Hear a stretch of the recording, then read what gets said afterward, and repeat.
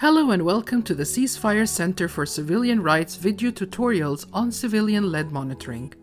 This video is part 2 of learning how to manage and analyze data submitted through Ceasefire's MENA tool. But first, make sure you're logged into your account by clicking on the login icon at the bottom left of the page. Creating collections.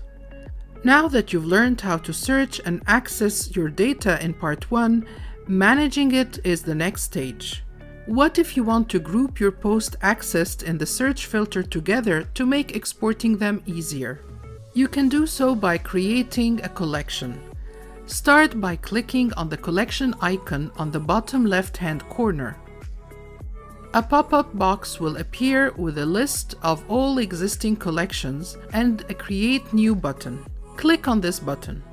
Then fill in the details. Give your collection a name, provide a description, set the audience allowed to see this collection, set the default viewing mode for this collection, choosing between map, activity, or data. This is the view that a user will see when they first arrive at this collection.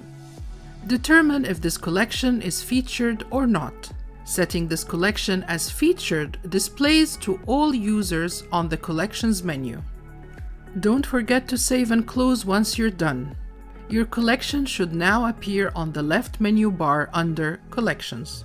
To add a post to your collection, click on the 3-dotted icon at the Data View page while viewing the list on the left and the Detailed pane on the right. A pop-up box will appear with a list of all existing collections.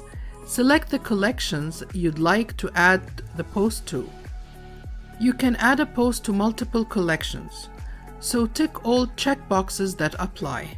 Please note that only registered users can create collections. Non-registered users can only view featured public collections.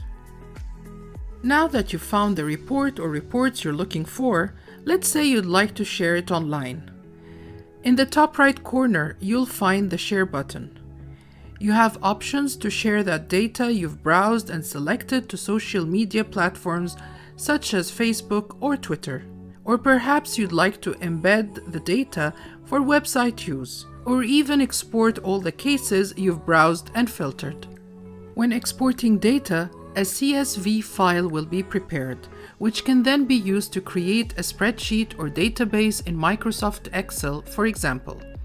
If you want to export a specific subset of data, you can use the sort and filter function to narrow down your data set. Remember, this function is only available to registered users and will not appear if you're not logged in. We encourage you to share these cases and use them to support your own work. At Ceasefire, we strive to make the information collected through the tool as publicly accessible as possible. Now that you've learned how to browse, share, and export your data, let's have a look into data trends. Click on the activity icon in the bar to the left. In this section, you observe trends in the data submitted by time and volume.